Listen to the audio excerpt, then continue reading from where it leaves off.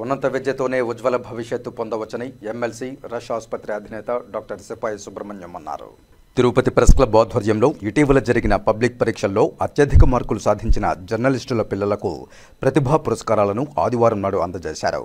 మొత్తం 27 మంది విద్యార్థులకు నగదుతో కూడిన ఈ అవార్డులను ఎమ్మెల్సీ డాక్టర్ సిపాయి సుబ్రహ్మణ్యం చేతుల మీదుగా అందజేశారు.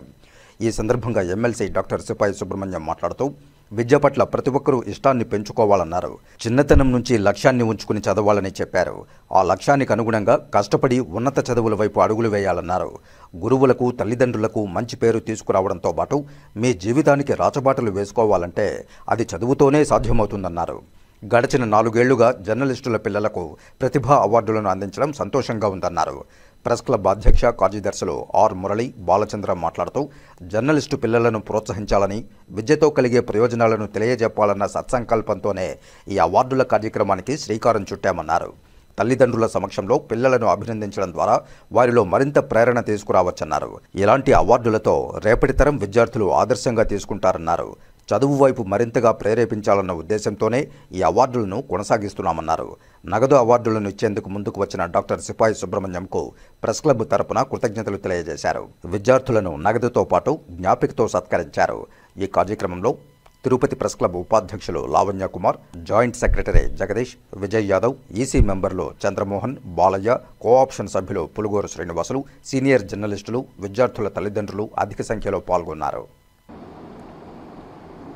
చాలా పాత పరిస్థితి 37 నుంచి వారికి అలాగే కార్యదర్శి రెగ్యులర్ కార్యదర్శి చేసేది బాల సాక్షి గారు, బాలు గారు, అలాగే లావణ్య గారు,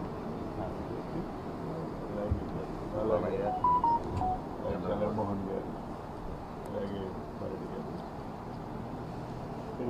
ఇక్కడ ఉన్న అందరూ పత్రికా విలేకరులందరికీ నమస్కారాలు. అలాగే వచ్చేసిన విద్యార్థులకి, అలాగే తల్లిదండ్రులకి కూడా నమస్కారం.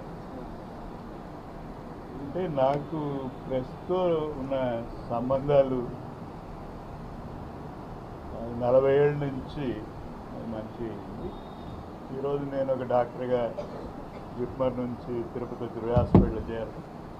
అప్పటి నుంచి ఈరోజు మన రష్ హాస్పిటల్ అభివృద్ధికి చాలామంది మా ప్రెస్ సోదరులు సహకరించారు, దాన్ని అభివృద్ధి పరిచారు. వాళ్ళకి ప్రత్యేక ధన్యవాదాలు. రెండోది, ప్రెస్ అంటే ఈరోజు సమాజంలో ఏదున్నా కానీ ప్రశ్నించే గొంతు అని అన్నాను. ప్రెస్ లేకుండా సమాజం పురోగతి ఉండదు. సమాజాన్ని నడిపించేది కీలకమైన వాటిలో ప్రెస్ ముఖ్యమైనది, అందులో విలేకరులు. అలాగే ఈరోజు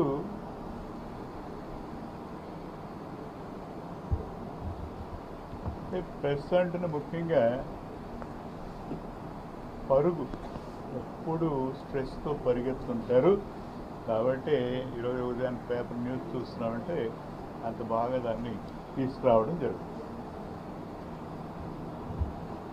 అందువల్ల వాళ్ళ పిల్లలకి కూడా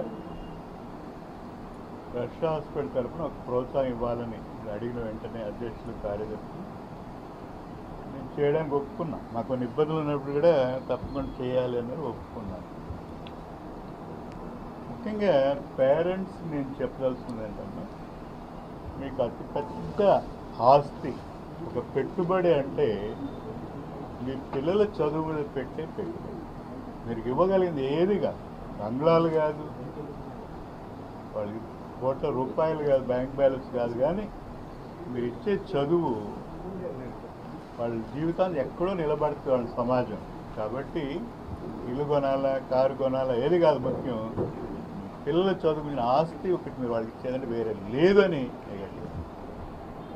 ఎందుకంటే నేను మా నాన్నగారు 8వ తరగతి చదువుకున్నారు.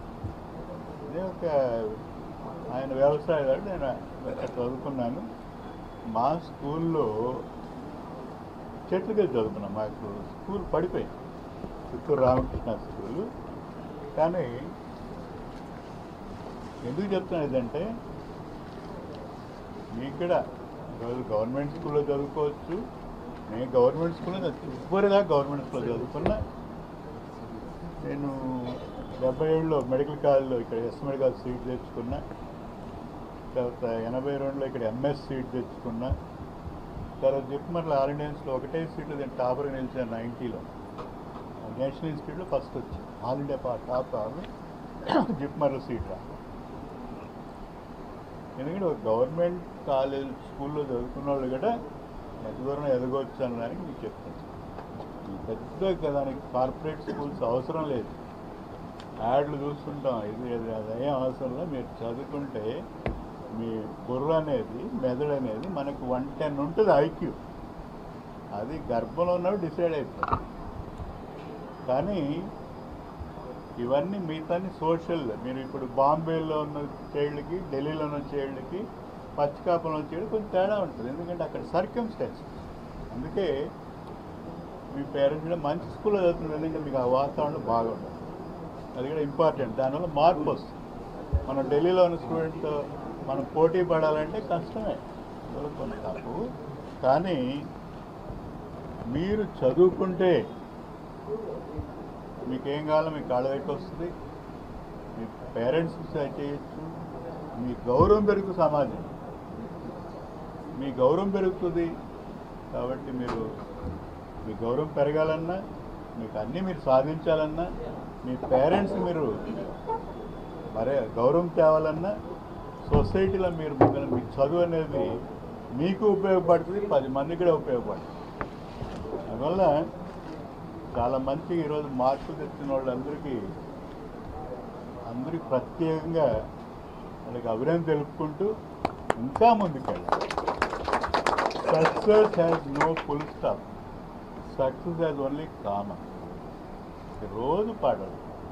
మీరు పాట పడితే దానివల్ల మీ నైపుణ్యత పెరుగుతుంది. నేను రాత్రి 3 గంటలకు లేచి చదువుతాను. ఇప్పుడు మాకు తెలియదు, నేను 5 గంటలు లేచి చదువుతాను. ఎందుకు చదువుతానంటే చదివే మన నైపుణ్యత పెంచుతుంది. అట్లాగా నేను వచ్చినప్పుడు కోత ఆపరేషన్ చేసేవాడిని. ఇప్పుడు ల్యాప్టాప్ చేస్తున్నాం, లేజర్ చేస్తున్నాం, అన్ని టెక్నాలజీ మారుతుంది. మీరు ఎప్పుడు కానీ జీవితం అంతా చనిపోయేదాకా ఏదో ఒక స్కిల్ నేర్చుకుంటామంటే దానివల్ల మీకు గౌరవం పెరుగుతుంది. సమాజంలో మీరు డిఫరెంట్గా ఉంటారు. కాబట్టి చాలా చదువు అనేది చాలా విలువైనది, చాలా ముఖ్యమైనది. ఈ పిల్లలు ప్రోత్సహించిన తల్లిదండ్రులు ముఖ్యంగా నేను ధన్యవాదాలు చెప్పుకుంటూ, వాళ్ళకి అభినందనలు చెప్పుకుంటూ, ఇలాంటి కార్యక్రమాలు నాన్న కూడా పాలు పంచుకోవడానికి ప్రెస్ క్లబ్ అవకాశం ఉంది. వాళ్ళకి కూడా మరోసారి కృతజ్ఞతలు చెప్పుకుంటూ, తప్పకుండా ముఖ్యంగా ఆరోగ్యశ్రీలో రక్ష హాస్పిటల్ని ప్రెస్ హాస్పిటల్ అంటే చాలామంది వస్తుంటారు. చాలా మెడికల్ క్యాంపులు చేసి కాబట్టి ఈ కార్యక్రమం ఇలాగే నిర్వహించగలని, మీరందరూ ఇంకా ఇంకా ఇంకా పై ఎదగాలని, మంచి మార్పు ఇంకా తెచ్చుకోవాలని ఆ దేవుడిని ప్రార్థించి మీకు అన్ని శుభాకాంక్షలు. కనబరిచిన మన జర్నలిస్ట్ పిల్లలను ప్రోత్సహించాలన్న ఉద్దేశంతో ప్రతిభా పురస్కారాలను అందించాలని ప్రెస్ క్లబ్ కమిటీ నిర్ణయించింది. ఆ మేరకు విద్యార్థులను ప్రోత్సహించాలన్న ఉద్దేశంతో స్కాలర్షిప్ను ఇవ్వాలన్న అడిగిన వెంటనే మన ఎమ్మెల్సీ గారు, రష్ ఆసుపత్రి అధినేత డాక్టర్ సిపాయి సుబ్రహ్మణ్యం సారు ముందుకొచ్చారు. ముందుగా వారికి మీ అందరి తరఫున కృతజ్ఞతలు తెలియజేస్తున్నాం. ఈ అవార్డు ఇప్పుడు 4వ సంవత్సరం. ఇది ప్రతి ఇయర్ విద్యార్థులను ప్రోత్సహించాలి, అందులో జర్నలిస్ట్ పిల్లలను ప్రోత్సహించాలనే ఉద్దేశంతో ప్రతి ఇయర్ సారే ముందుకొచ్చి ఈ అవార్డులు ఇస్తున్నారు. వారికి మరొకసారి ప్రెస్ క్లబ్ తరఫున ధన్యవాదాలు తెలియజేస్తున్నాం. పబ్లిక్ పరీక్షల్లో ప్రతిభ కనపరిచిన మీ అందరికీ ఆలస్యంగా అయిన శుభాకాంక్షలు తెలియజేస్తున్నాము. ఈ అవార్డులు ఎందుకు 20 రోజుల ముందే ఇచ్చి ఉండాల్సింది. ప్రెస్ క్లబ్ తరఫున మీ అందరికీ శుభాకాంక్షలు.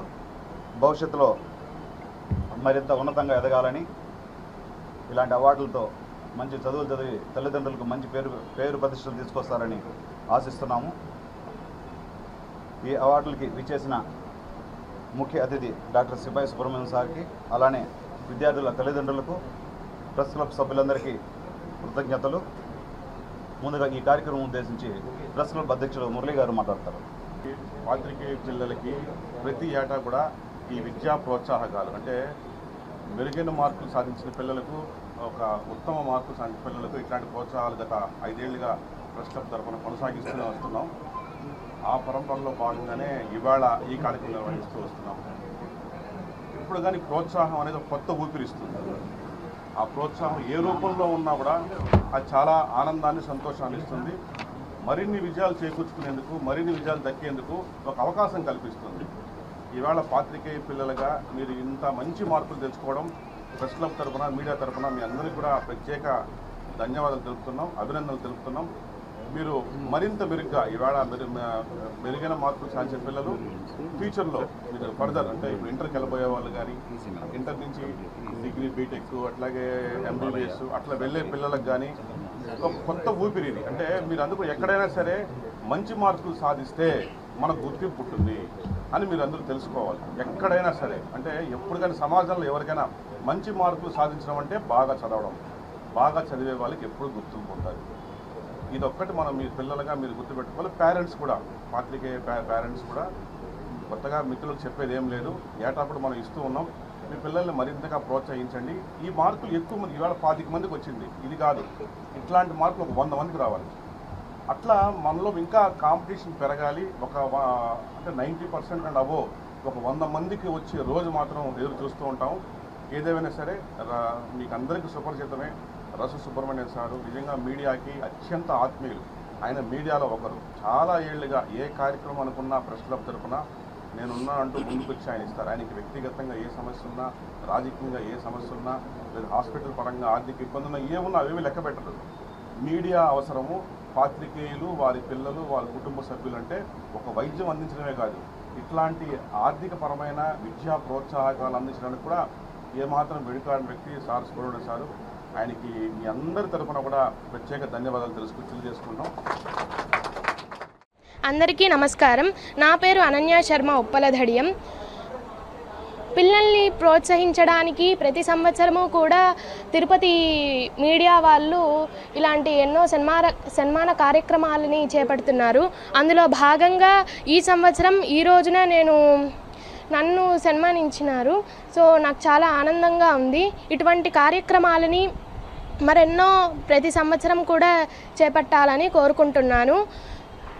నాకు సిబిఎస్ఈ దాంట్లో మంచి మార్కులు సాధించాను. అందుకు నన్ను ఈ రోజున సన్మానించుకున్నారు.